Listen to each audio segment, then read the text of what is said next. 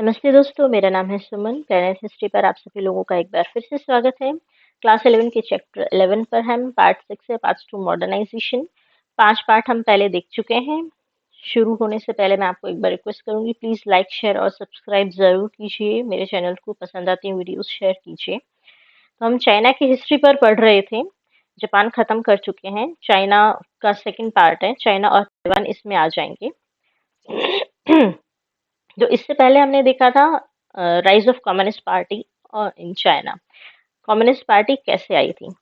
Civil war 1929 में 49 तक चला। फिर चाइना और जापान दोनों आपस में लड़ाई कर रहे थे।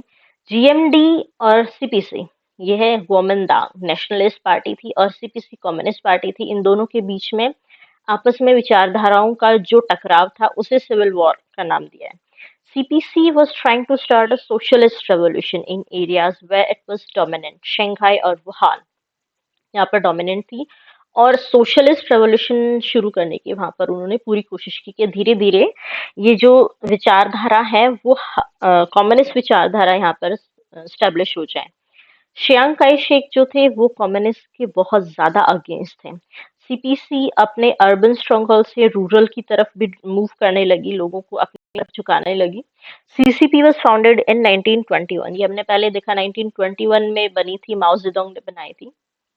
और इनकी जो थ्योरी है उसे माओइज्म भी कहते हैं आज के टाइम पे।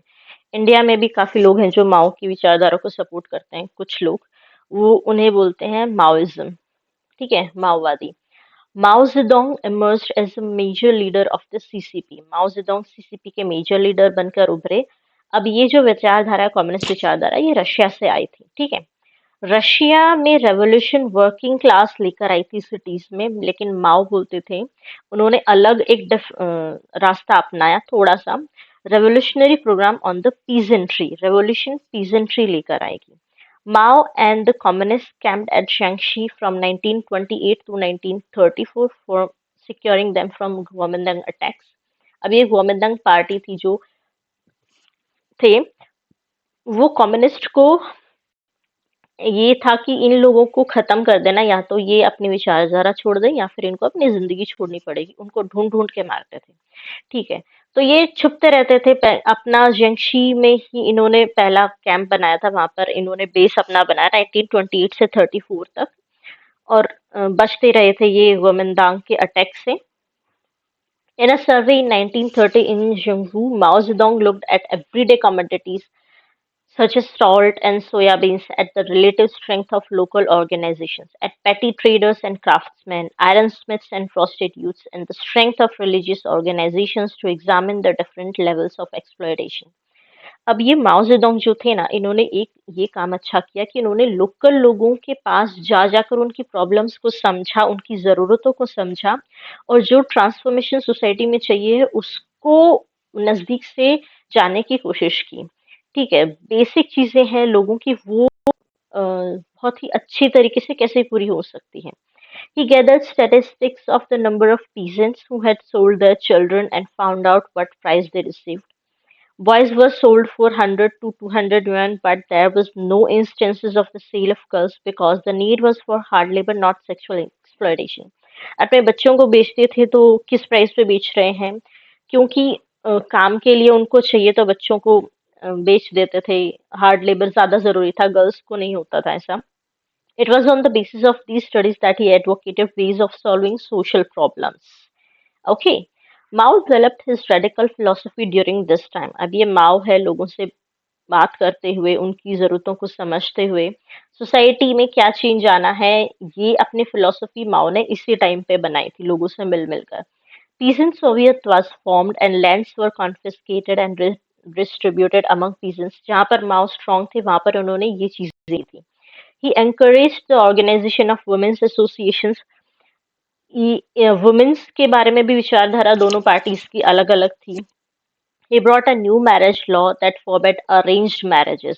अरेंज मैरिज नहीं होनी चाहिए, जो लड़की है उसकी अपनी पसंद से ही शादी होनी चाहिए जहाँ वो चाहती है। He stopped purchase और sale of marriage contracts and simplified divorces. मतलब एक तरीके से कि पैसे ले देकर जो शादी होती है उनको उसको खत्म करना है, और सिंप्लीफाइड डाइवोर्स की, अगर जहाँ पर लड़की को नहीं जचता है शादी के बाद, तो उसको जबरदस्ती शादी निभाने की जरूरत नहीं है, दोनों को डाइवोर्स लेकर दोनों अपना अलग अलग नया पार्टनर ढूंढ सकते हैं। लॉन्ग मार्च। अब वो गोमनदांग ने काफी सारे सीसीपी जो कैंप्स थे उन पर अटैक किया, उनको ब्लॉकेट किया, तो सीसीपी ने नया बेस ढूंढने की कोशिश की। This led to a long march 1934 से 35 में लॉन्ग मार्च रहा था।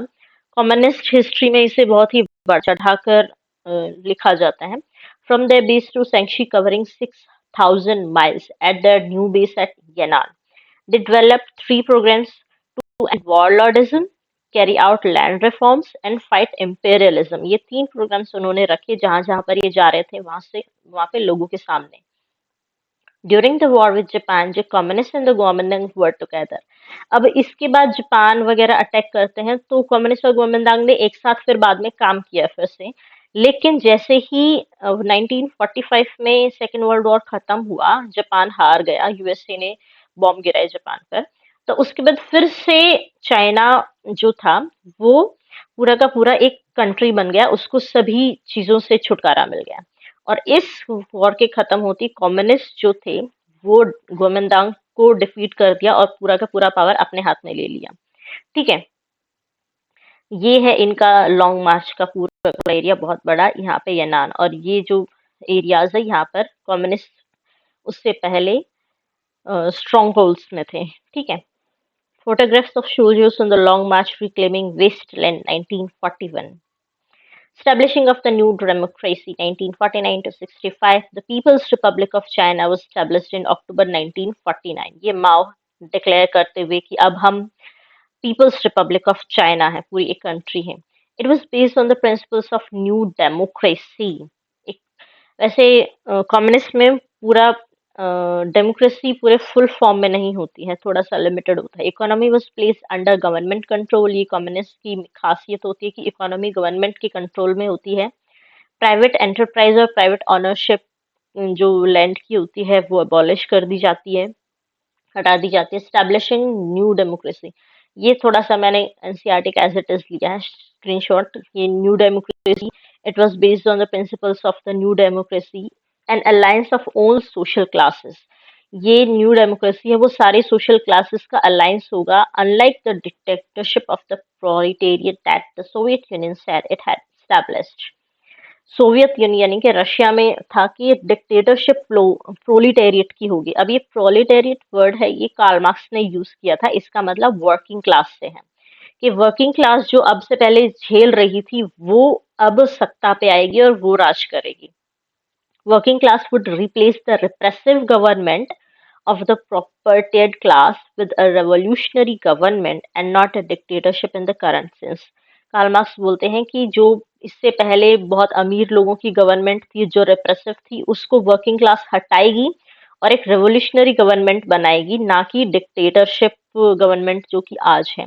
ऐसा कार्ल मार्क्स कहते थे। इस वर्ड का मतलब समझाने के लिए मैंने स्क्रीनशॉट ये आपके सामने रखा है एनसीईआरटी का।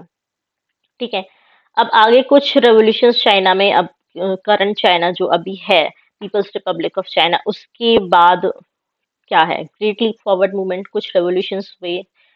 लॉन्च इन 1958, इंडस्ट्रियलाइजेशन को रैपिड बनाने के लिए स्टील फर्नेसेस बैकयार्ड्स में पीपल के सेटअप करवाए, पीपल्स कम्यून्स बनाए जहाँ पे लैंड कलेक्टिवली काफी सारे लोग ऑन करेंगे और उसको कल्टिवेट करेंगे। Started in rural areas.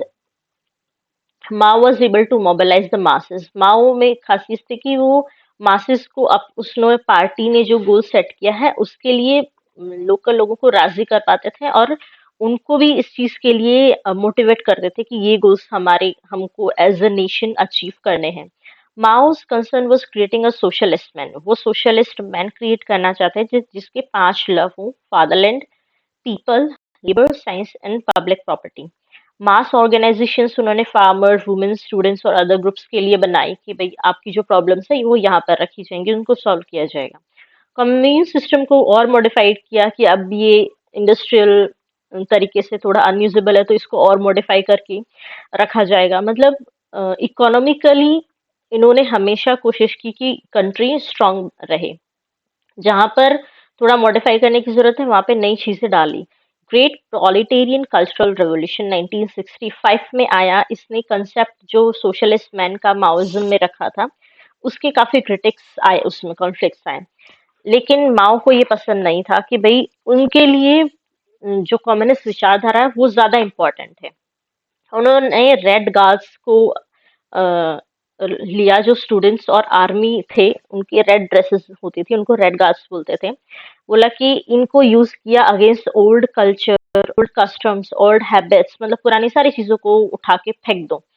इन लोगों को उसके लिए इंस्टॉल किया सोसाइटी में। स्टूडेंट्स और प्रोफेशनल्स को विलेजेस में भेजा गया, मासेस के बीच में, लोगों के बीच में, कि वहां से सीखिए और लोगों को भी समझाइए। Ideology being communist was more important, और स्लोगन रैशनल डिबेट को रिप्लेस कर दिया। Cultural revolution Weeknd the party. अब ये जो रेवोल्यूशन चल रहा था थोड़ा सा पार्टी को वीक किया, इसके क्रिटिक्स आ रहे थे सामने। Disrupted economy and educational system. 1975 में पार्टी ने फिर से ग्रेटर सोशल डिसिप्लिन पर जोर डाला और इंडस्ट्रियल इकोनॉमी को बिल्ड करने पर ध्यान दिया। Reforms from 1978। अब उसके बाद आते हैं Deng Xiaoping. Kept party control strong while introducing a socialist market economy। हर जगह पर ये अपनी विचारधारा को पक्का रखते हैं। इंट्रोड्यूस किया सोशलिस्ट मार्केट इकोनॉमी को, यानी कि सोशलिस्ट विचारधारा इक्वलाइजिंग इकोनॉमी को रखने में बिलीव करती है हर एक जगह पे। मतलब जो बहुत ज्यादा अमीर थे और जो गरीब थे, अमीरों से लेकर गरीबों को बांट देना, मतलब हर एक इंसान समाज में इक्वल होना चाहिए। ठीक है। Party declared its goal as the four modernization: science, industry, agriculture and defence. चार मॉडर्नाइजेशंस को पार्टी ने इसके गोल के रूप में रखा। पांचवा बाद में डेमोक्रेसी आया। Debate was allowed as long as the party was not question. Debate कीजिए किसी भी चीज पर, लेकिन पार्टी पर क्वेश्चन नहीं करना है आपको कोई भी। In 1989, on the 70th anniversary of the May 4th movement, many intellectuals called for a greater openness and an end to ossified dogmas। काफी सारे इंटेलेक्चुअल्स हैं, उन्होंने बोला कि भाई सोसाइटी में और ज्यादा ओपननेस होना चाहिए और पुराने जो डॉगमास हैं उनको हटा देना चाहिए। कुछ स्टूडेंट्स डेमोन्स्ट्रेटर्स बीजिंग में कर रहे थे प्रोटेस्ट, उनको ब्रूटली रिप्रेस कर दिया गया। पोस्ट रिफॉर्म पीरियड ने देखा कि डिबेट्स फिर से इमर्ज कर रहे हैं चाइना में। नई नई चीजों पर डिबेट्स हो रहे हैं। Dominant view supported by the party. In debates के जो अलग अलग व्यूज थे, पार्टी उसमें से एक व्यू को सपोर्ट कर रही थी। जो जो व्यूज को सपोर्ट पार्टी कर रही थी वो थे: स्ट्रॉन्ग पॉलिटिकल कंट्रोल होना चाहिए, इकोनॉमिक लिबरलाइजेशन होना चाहिए, और integration into the world market. There is a growing revival of traditional ideas of Confucianism. जिसको पहले ये बंद कर दिया गया था, उसका फिर से रिवाइवल होना शुरू हुआ उन ट्रेडिशनल आइडियाज का। और चाइना में लोगों को ये डिबेट करने लगे कि जो मॉडर्न सोसाइटी है वो चाइना बिल्ड कर सकता है, हम मॉडर्न हो सकते हैं, लेकिन उसके लिए जरूरी नहीं है वेस्ट को एज इट इज कॉपी करें, हम अपने ट्रेडिशंस को भी साथ में लेकर चल सकते हैं। ठीक है। अब after the 1978 reforms, Chinese were able to buy consumer goods freely.